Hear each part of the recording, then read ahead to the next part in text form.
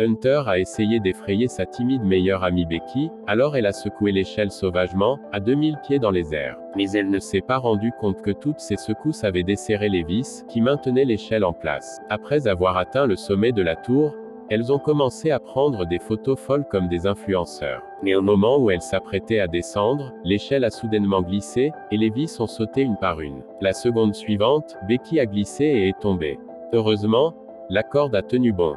Elle se balançait dans les airs à 2000 pieds du sol, se balançant d'avant en arrière comme une balançoire cassée. Si elle tombait, c'est la mort à coup sûr. Hunter s'accrocha à la corde aussi fort qu'elle le pouvait, essayant de tirer Becky vers le haut, mais son pied glissa soudainement. La secousse soudaine fit hurler Becky de terreur.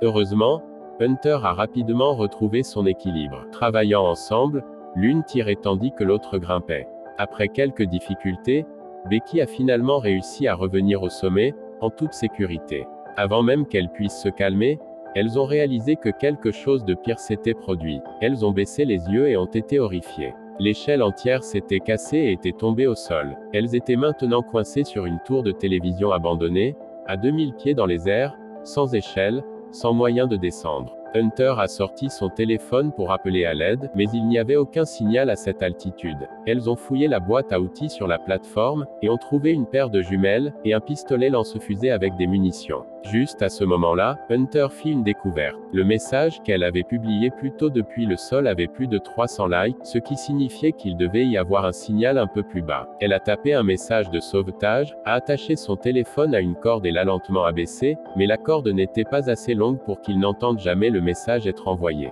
Hunter a pris une décision audacieuse. Elle est sortie de la cage de sécurité, et est descendue le long de l'échelle cassée, suspendue en plein air, à 2000 pieds de hauteur. Ce n'était toujours pas suffisant, elle lâcha même une main, essayant de laisser tomber le téléphone un peu plus loin. Becky pouvait à peine respirer à cause du stress. Hunter était également à court de force, mais toujours pas de signal. Elle a dû remonter. Puis Becky a eu une idée.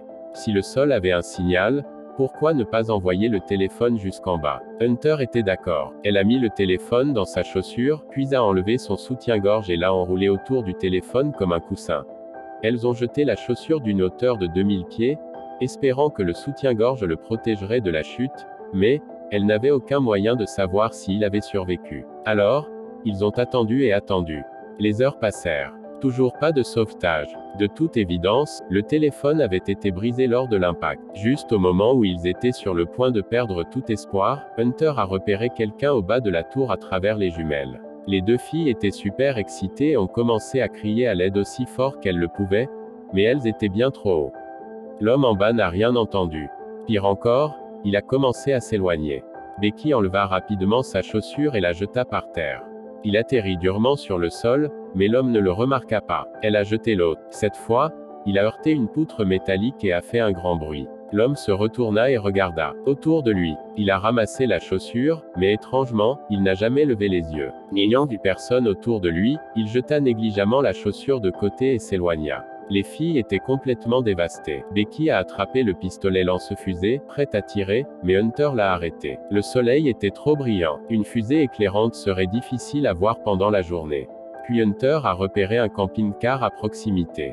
Elle supposait que l'homme était venu pour camper et qu'il ne partirait probablement pas de sitôt. Becky a accepté d'attendre. Et finalement, la nuit est arrivée. Elles ont visé le ciel et ont tiré avec le pistolet lance-fusée. La lumière vive illuminait la nuit. Effectivement, l'homme a remarqué la fusée. À travers les jumelles, ils le virent regarder la tour. Hunter et Becky étaient submergés de joie. Elles pensaient, enfin, les secours arrivent. Mais ce qui s'est passé ensuite les a profondément choquées. Elles ont vu l'homme marcher vers leur camion, tenant une tige de métal. Il a brisé la vitre de leur voiture sans hésitation. Les filles frappaient du pied, paniquées d'en haut. Puis il ouvrit la porte et entra. Le moteur a démarré. Ils volaient leur voiture. Les deux filles ne pouvaient que regarder leur dernier espoir disparaître au loin. Restées bloquées au sommet d'une tour de 2000 pieds, je me sens plus désespérée que jamais. Maintenant, tout ce qu'elles pouvaient faire était de prier. Le voleur avait une conscience et pouvait après tout appeler à l'aide. Elles ont attendu tout le long, jusqu'au lendemain matin. Mais toujours pas de secours. Cela ne pouvait pas continuer. Elle n'avait pas bu une goutte d'eau depuis plus d'une journée. Elle devait se sauver elle-même. Hunter a donc décidé de prendre un gros risque. Elle a attaché la corde de sécurité, et s'est préparée à récupérer le sac à dos coincé sur le plat en métal en dessous. Même si Becky l'a supplié de ne pas le faire, Hunter a refusé de l'écouter.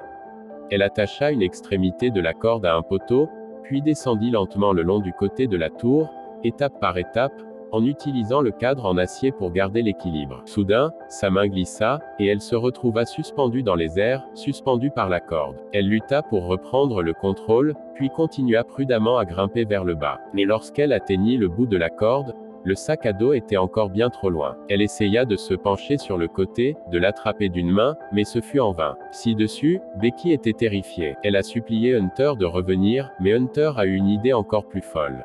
Elle a détaché sa corde de sécurité, et pendait désormais sans protection. Elle s'accrochait à la corde d'une main, et tendait l'autre main vers le sac à dos. Elle se balançait d'avant en arrière dans les airs. Elle n'arrivait toujours pas à l'atteindre, alors elle donna un coup de pied dans le mur de la tour, se lançant plus haut, puis trouva le bon timing, balança ses jambes vers l'avant, et la lâcha.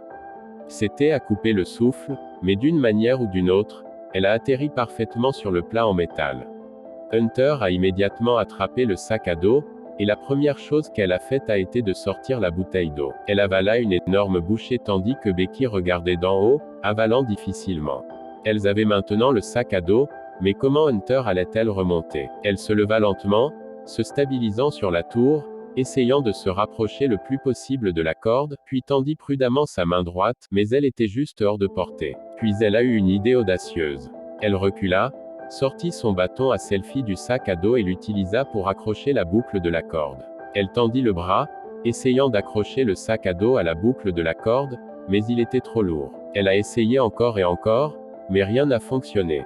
Juste au moment où elle était sur le point d'abandonner, elle a finalement réussi à accrocher le sac à la boucle, qui lui donna juste assez de longueur pour l'attraper. Hunter s'accroupit, concentra ses yeux sur le sac à dos, puis sauta. Elle l'a attrapé en plein vol. Becky haleta sous le choc d'en haut, puis attrapa rapidement la corde et tira de toutes ses forces.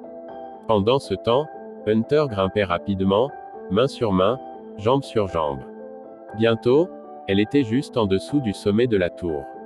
Maintenant, il ne lui restait plus qu'à attraper le dernier morceau de l'échelle et elle serait en sécurité. Mais à ce moment précis, quelque chose s'est mal passé. Les bras de Hunter ont lâché. Elle a perdu prise et a commencé à tomber. Tout s'est passé si vite. Becky resta figée d'horreur. Elle ne pouvait pas croire ce qu'elle venait de voir.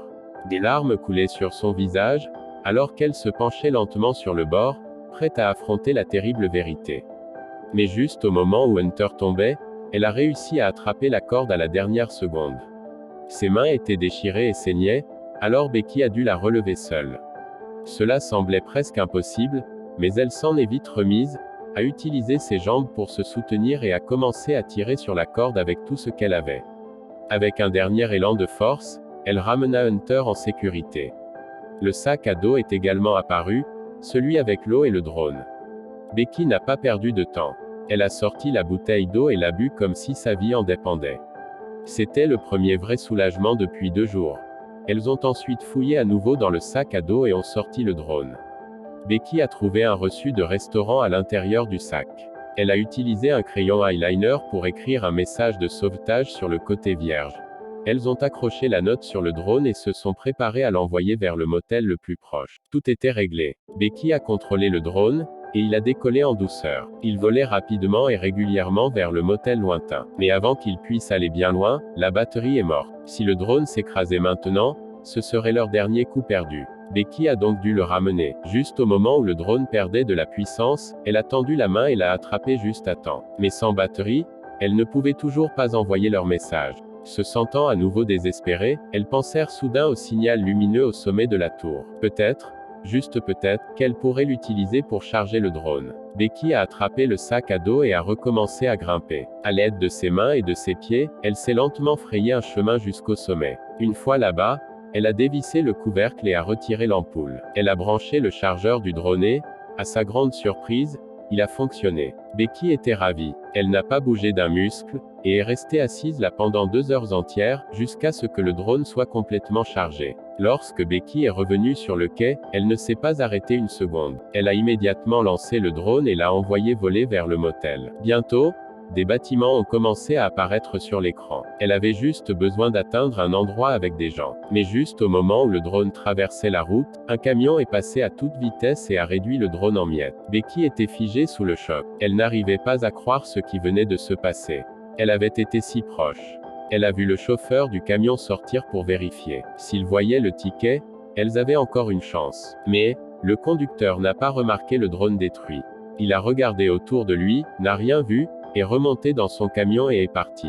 Becky a fondu en larmes. C'était fini. Elle avait perdu tout espoir, mais les choses étaient sur le point d'empirer. Lorsqu'elle se tourna pour regarder Hunter, Hunter tourna lentement son visage vers elle, révélant une blessure sanglante et pourrissante. Becky était accablée de douleur. Soudain, l'horrible vérité la frappa. Hunter est morte en tombant sur le plat. Elle n'a jamais survécu à cette chute. Becky avait des hallucinations tout ce temps. C'était juste le sac à dos qu'elle avait récupéré, pas Hunter. Depuis lors, Becky était complètement seule dans cette tour, parlant à un souvenir. Elle s'est effondrée sur le quai, complètement inconsciente sous le soleil brûlant. Soudain, un vautour affamé s'abattit sur elle et lui picora la cuisse ensanglantée. Mais Becky ouvrit doucement les yeux, fixa son regard sur l'oiseau et l'attrapa par le cou. Le vautour se débattit violemment, mais Becky, affamée et furieuse, réussit à le maîtriser.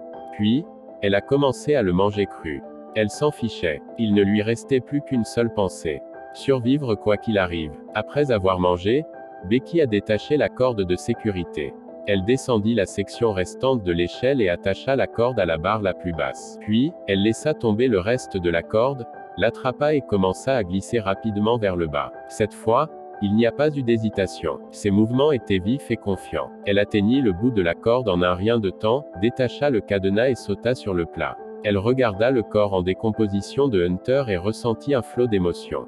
Mais ce qu'elle a fait ensuite était encore plus incroyable. Elle a écrit un message à son père pour lui demander de l'aide, même s'il n'y avait toujours pas de signal. Puis, elle a enlevé la chaussure de Hunter, a mis le téléphone à l'intérieur, et l'a enfoncé profondément dans l'estomac de Hunter à travers la blessure. Une fois tout en place, Becky a donné une forte poussée au corps et l'a envoyé tomber à 2000 pieds au sol. Avec la chair et la chaussure amortissant la chute, le téléphone survivrait, et, lorsqu'il toucherait le sol, le signal reviendrait et le message serait envoyé. De retour à la maison, son père, James, a reçu le message. Il a immédiatement appelé le 911 et s'est précipité vers la tour. Becky a finalement été sauvée. Merci de liker et de vous abonner.